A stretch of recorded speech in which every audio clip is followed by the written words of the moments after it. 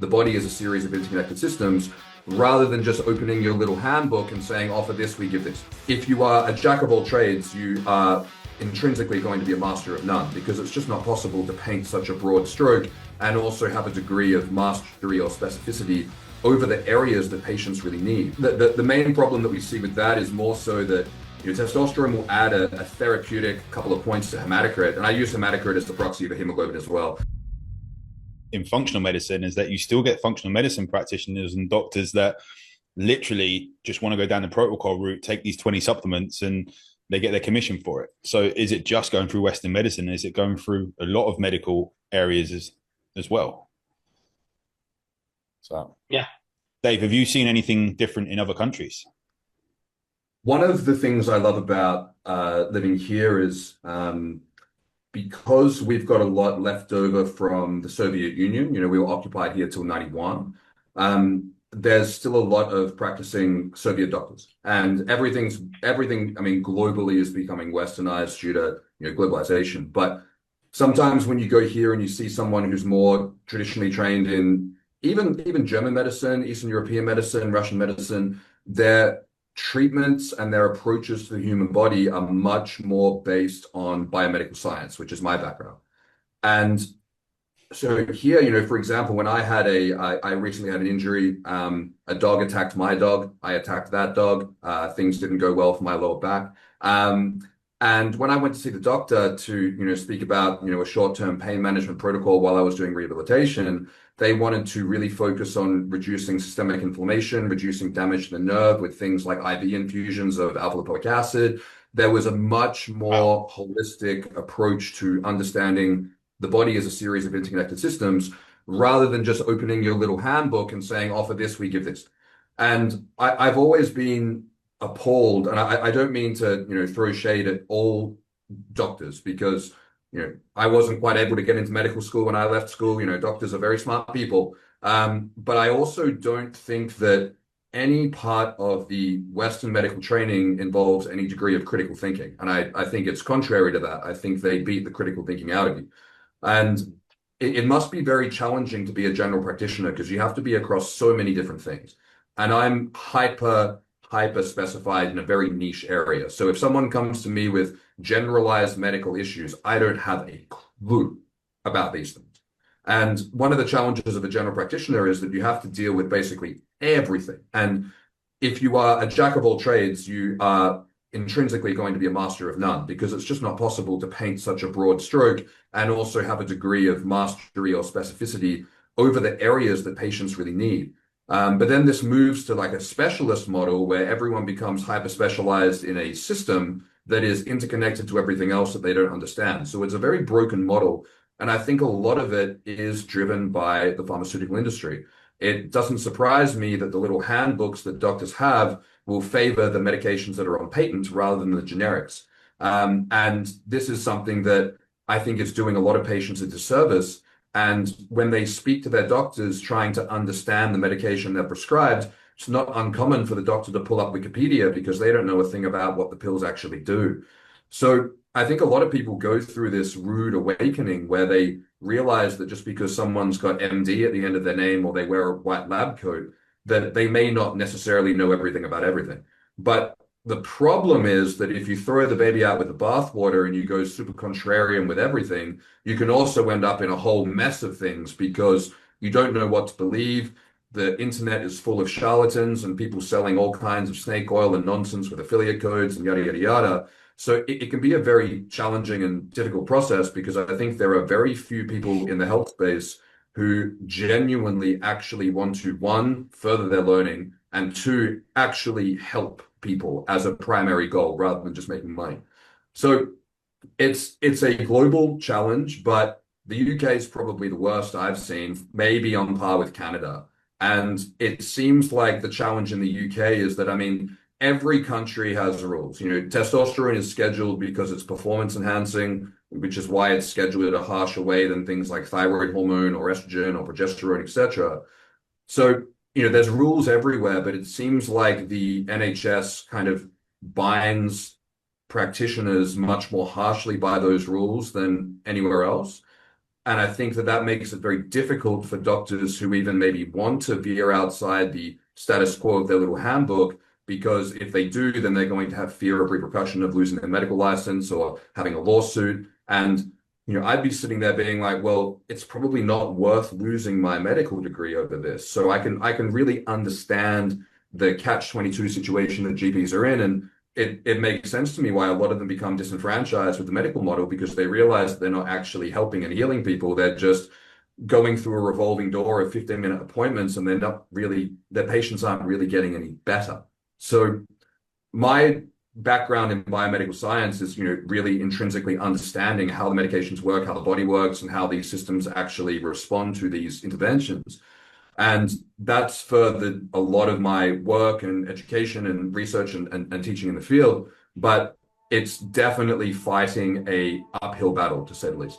If you've just started TRT, it is completely normal to feel overwhelmed and confused. There's a lot of new territory to cover, and there is a lot of conflicting information. I wrote TRT 101 so that you can have everything that you need to know in an instruction manual in one place that you can refer back to, that you can have all the questions answered before they even come up. TRT 101 is my best practice approach for TRT from start to finish, and it contains everything that you need to avoid all the challenges and pitfalls that I've seen come up in my clients over the last 5 years. You can check it out via the link below. I would say as well, Max, how has it been dealing with clients when we look at NHS, where people are getting essentially funded like by the government, medical care, rather than self-funded when it comes to private clinics? Are you dealing with a different type of person who's ready to implement a bit more? Is that something which has shown its face? Yeah. I mean, just to catch up on Dave's last point, that's my brain was rewiring over the last couple of years. It's very strange to go from being a GP every day and exactly like he was saying, that kind of 10, 15, well, I had 10-minute appointments, 10-minute appointments, bish, bash, bosh, same people come back, not really much change. It is quite demoralizing. That's why partly what pushed me out of the door in the end was I just felt like it's almost like acting, to be honest. You're having to portray a role and, almost act as if you believe in a lot of what you're doing, whereas actually in reality, you see the results is not really making that drastic of changes. There's always, there's standout cases where people do have a massive response to something, but commonly a lot of it was just same issues coming back through the door, and it was just quite demoralizing. So that was just an interesting point I thought from my own experience, definitely that's how I felt when I left general practice. But what was the question? I just got sidetracked. It's clients that are more ready to implement when you're in the private clinic, rather than, I've got NHS service, I can just go and use it and not have to make any changes. And as we said about taking responsibility ourselves as well. Yeah, I think there's kind of there's a couple of different categories that I see, but definitely there is a self-selecting element to it, where some of the guys I talk to, when we get on the phone, we'll end up talking about, halfway through the consult, we'll end up talking about conspiracy theories and, red pilling and all of this sort of stuff, because they tend to be, not all of my guys, but a lot of the guys have been guys who have done a lot of self-researching, and then they've lost trust in, like you say, their GP, maybe they've been told for example, testosterone is normal, whereas when they've done their own research, they realize it isn't. That's sent them down a rabbit hole. So a lot of them are self-selecting for more, I think that word that Dave's, the term critical thinking potentially, but also a bit more dedicated, because part of there's an issue with the private sector compared to the NHS, obviously, is you're paying for it directly rather than through a taxation system. But that also inspires them to hopefully and more commonly be dedicated to get the best out of the treatment, because they're shelling out for it directly. So that means they tend to be a bit more committed than the average patient I was seeing in general practice. So if you tell them to exercise more, if you tell them to do X, Y, or Z, if you get them on a training program with our strength and conditioning coach, the uptake and the commitment is more often, pretty decent, rather than in the NHS, when you tell someone to exercise regularly, if you tell them to do this and this, A, you don't have the time to really specify what you mean, but B, the uptake on that is kind of not so high, I would say. So there is a bit of self-selection going on. A lot of people come to me because they're disillusioned with being told repeatedly everything's fine. And that's the same case with thyroid. That's the same case with testosterone. I deal with a little bit of women's stuff as well. Similar case there. People are told things are normal. They show me their blood work, and it's like, well, actually, it's not it's in the normal range, but it's not necessarily normal for you. So yeah, a little bit of all sorts really. You occasionally get the guy who really has done no research and just seen an advert online, and then he comes through to it, and then you have to give them the whole sort of information, the whole background to even testosterone in much greater detail than other guys have already done a lot of research. They're already red pilled on a lot of the system and things like that, let's say, and they're in a different boat. Yeah. What are the common things that people are seeing on tests that, I mean, that I think I first heard of you, Dave, in the TRT Facebook group that Facebook wasn't too comfortable with and decided to shut down. It's like 17,000 people, I think, in there. And it was always the thing when people were coming talking about hemoglobin, hematocrit, and needing blood draws. What are the things that are very commonly thought of and needed on TRT, like blood draws and stuff, that potentially aren't necessary? Yeah, there's a lot of them, and I mean that's probably a whole podcast in and of itself. So Yeah, the red blood cell count is a big one. There's a lot of confusion and misunderstanding of the difference between polycythemia and secondary erythrocytosis. The former being a blood disease, the second being blood being too thick because of something else. And typically, blood being too thick because of something else is because if you tell a patient to get a blood draw fasted first thing in the morning and you don't specify that they have to also hydrate with a liter of water, they'll typically come in, or you say hydrate before the blood test, they might have 125 ml of tap water before they go in.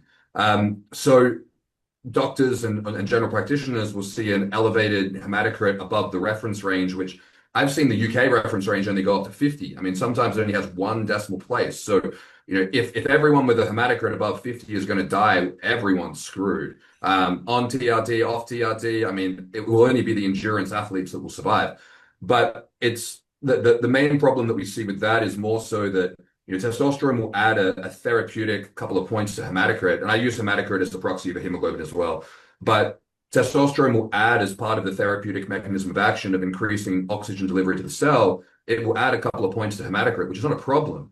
It's a problem, though, if that number is already high due to secondary erythrocytosis from sleep apnea, lack of cardiovascular exercise, smoking, alcohol, obesity. So in situations like that, testosterone can potentially be the straw that breaks the camel's back. If someone comes in morbidly obese and alcoholic, insulin resistant, and they take the testosterone levels of a healthy 21-year-old, you can't without some degree of entitlement mentality expect that to go well. I mean, that just goes against common sense. Yeah. But practitioners are not taught to factor in the actual just general healthiness of a patient when it comes to treatment of hypogonadism. And this is one of the main causes of side effects. So that's often a problem, because then the doctor will say, oh, you need to go get phlebotomized every 12 weeks, and the patient will become anemic and depleted of nutrients. And it's just it's a huge mess that just comes down to incompetence at core. The other ones that we see is, inhibition of estradiol. And I understand where men come from with this, because they think testosterone makes me a man, estrogen makes me feel like a girl. I don't feel like enough of a man, so if I block the girl part, then I'm going to be more masculine. Like I understand the thought process. It's wrong, but I can see from a layman's perspective how that would come through. Because a lot of the time when guys are going on TRT, at core, regardless of what vernacular or how they describe it, they want to feel more like a man. They want to feel more masculine, whatever that means to them. What is testosterone optimization therapy? This is optimizing testosterone levels rather than simply just replacing them. The provider will need to intrinsically understand how testosterone works and how the human body works. So when you follow this process of optimizing testosterone gradually, it allows the patient to acclimatize